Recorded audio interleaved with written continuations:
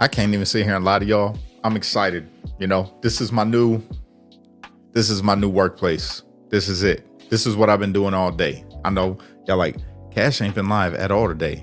I ain't did nothing today except reorganize, because I feel like if I'm gonna create good content, right? Or when I come on here and I'm doing things like this, it's gotta look the best that it could possibly look. So I utilized all the space, and you see I moved everything back over this way, so that way I got my green screen up over there, and now I can get back to doing my skits.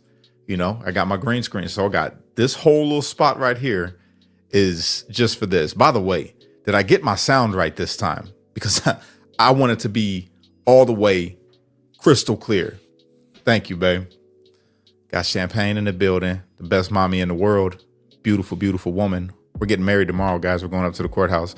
Just in case you guys was wondering when we're going to do that, it's tomorrow. All right. So yeah, this is what I've been working on. This is it. This is what I've been working on all day. All right. So I got it on the widest possible view because I wanted you all to see most of the workplace, right? But I could dial it back and zoom it in closer to this, but I wanted you to see how all of it looks. So this was my thought process, right?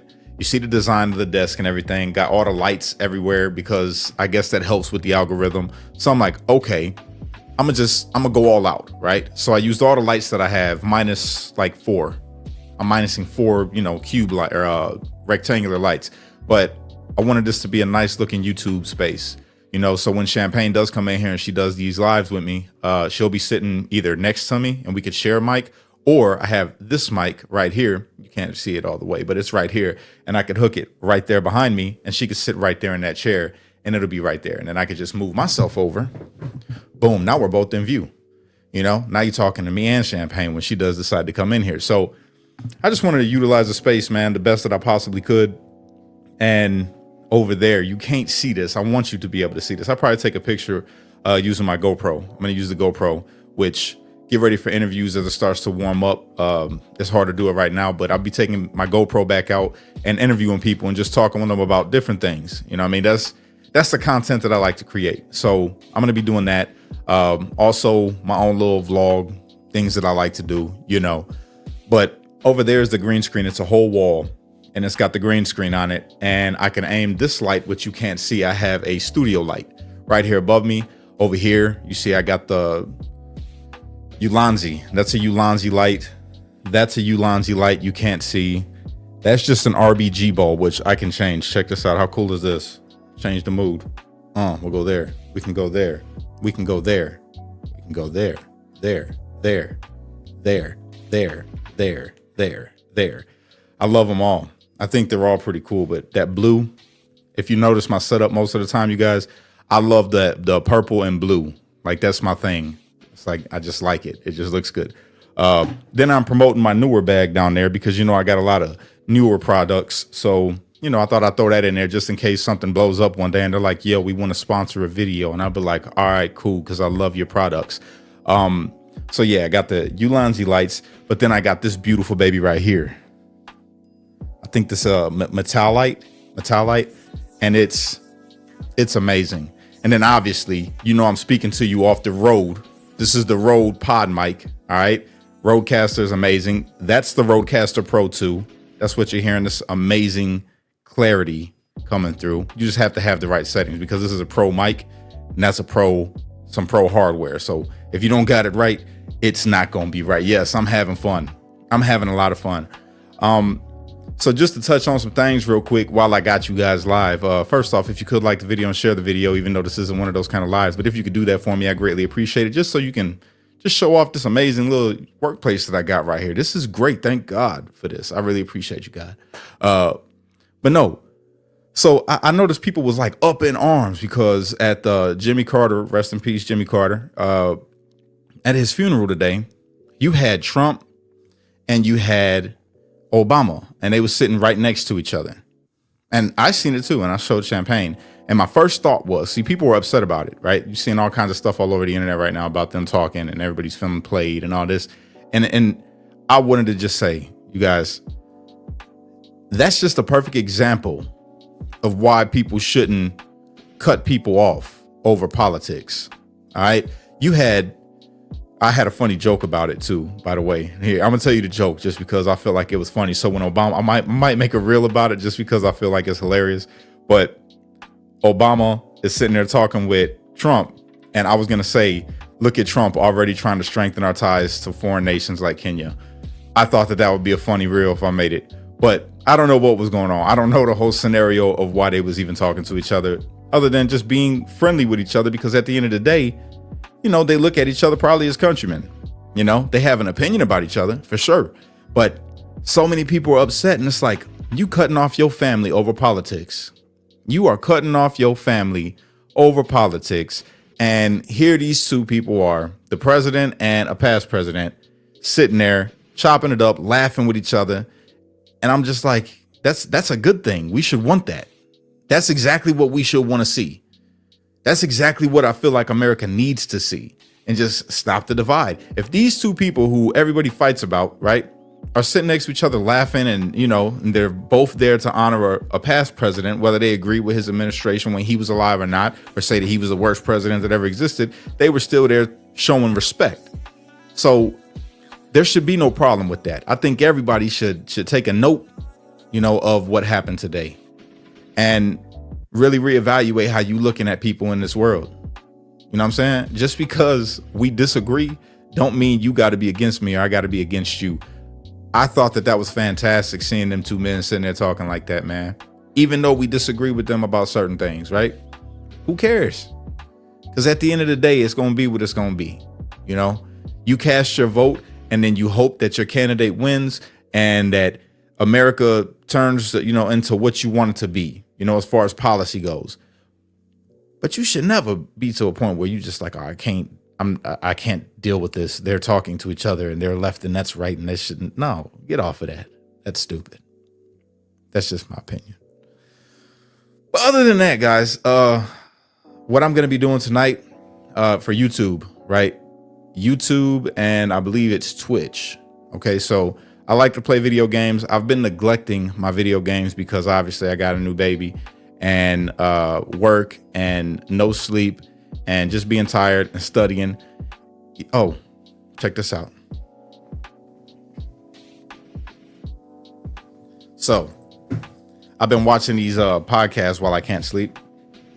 And one of them was Wes Huff and Joe Rogan. So for those of you who don't know who Wes Huff is the guy that just eviscerated Billy Carson. And I thought it was fantastic. And he did it so gracefully. It was masterful watching this man debate Billy Carson. And he shut him all the way down with facts and then enlightened me to a couple things that I didn't know. And since I've watched that just a while ago, actually, that was when I watched that one. But the one that I just watched with him and Joe Rogan, he enlightened me to a couple of new things that I did not know about the manuscripts that with the Bible, right? People always say, and I was one of them, that there's so many different translations of the Bible. Which one do you believe? You've heard people say that, right? But the funny thing about it is that each translation of the Bible is still accurate. And the reason why it's still accurate is because each translation of the Bible matches the manuscripts which were used, right, to translate the Bible in the first place. So once he dives deeper into it, you find out, and I didn't know how easy this was. You could search this, right? So there's literally less than 1%, not even 1% of anything in the Bible that may be up for debate amongst scholars. That's insane. You would think that it would be a lot more than that because people talk about translations. But for the most part, and the things that are up for debate aren't things that have to do with the truthfulness of the Bible. That's the crazier part. The things that are up for debate have nothing to do with salvation or the truthfulness of the Bible. Literally. And it's a simple Google search. You can look it up. So it just made me want to start studying. You guys know I'm fascinated with languages. When I was locked up, I started teaching myself Latin. I had a Latin workbook and I learned how to read in Latin. I could read certain words and I know what they mean, and then the etymology of the word. And then, you know, you could break it into how these languages are formed today. So anyway, I got me my Latin for Dummies. Pretty cool. And then I also got, because I'm interested in learning it, just because, Hebrew for Dummies, which I was skimming through the Hebrew for Dummies already because I've never tried to study real Hebrew like that. I know a little bit of Arabic. Like, I could count in Arabic. I know how to say certain phrases in Arabic. And I was shocked to see how closely related these languages actually are. So it might not be that hard actually to learn the Hebrew. But I'm going to give it a go.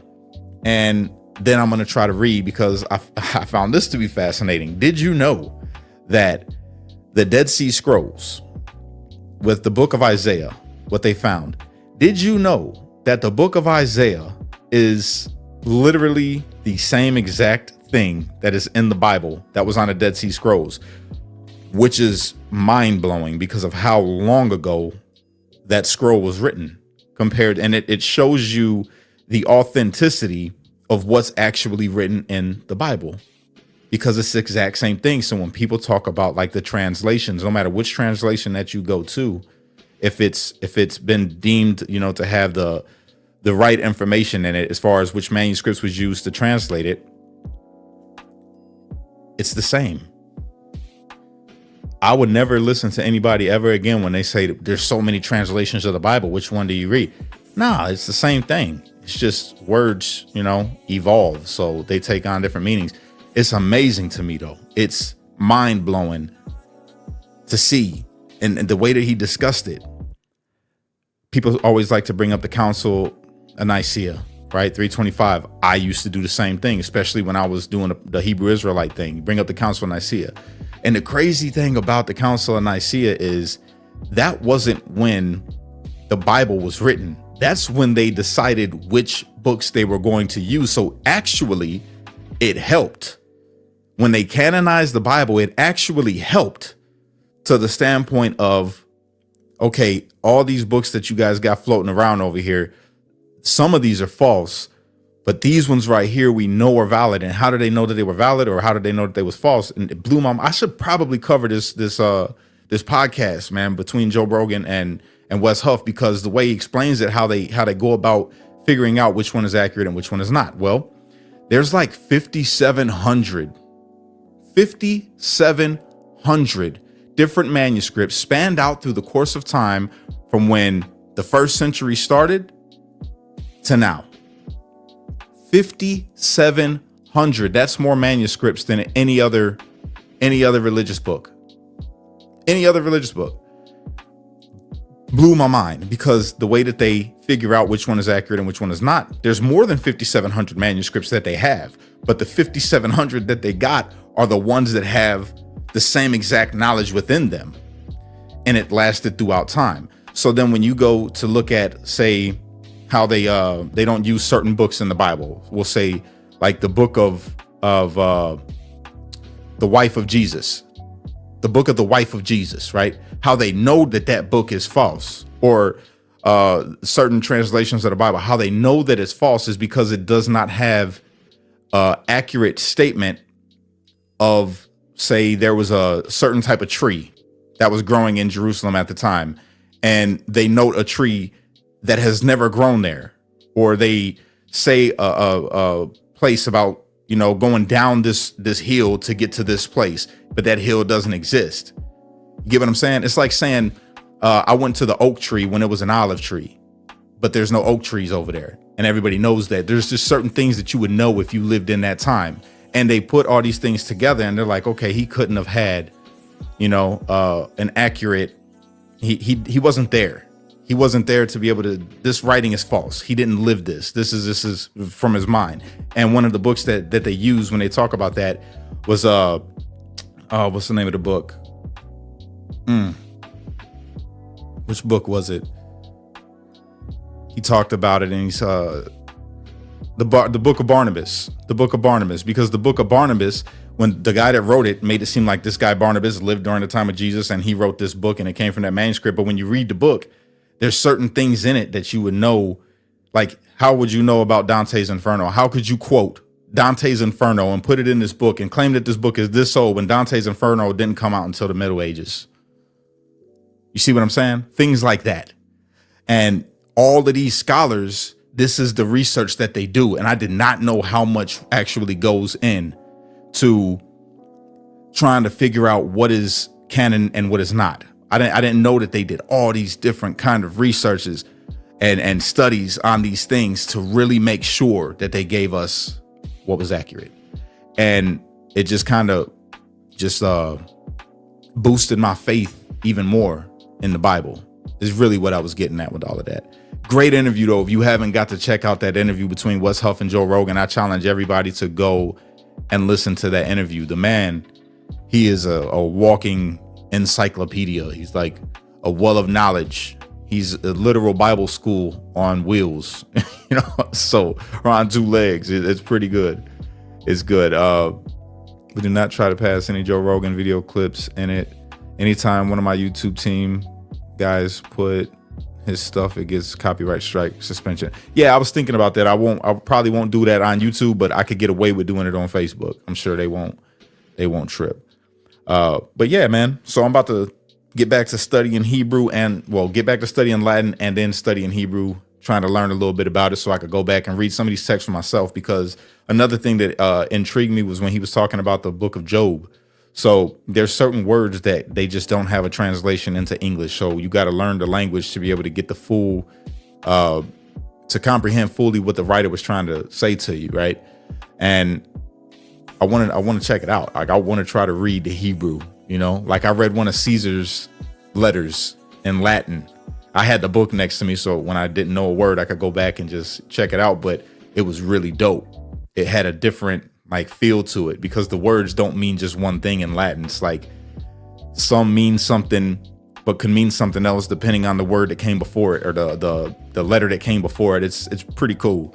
So I want to see if it's the same thing with Hebrew. You know what I mean? So I'm about to just study it and then do a deeper dive into the Bible as far as the Old Testament goes. After I get these two down, then I might look into start studying a little more Greek. I know a little bit of that, not too much. But yeah, you know. So that's what I'm working on, y'all. That's it. Tonight, I'm going to be playing my game.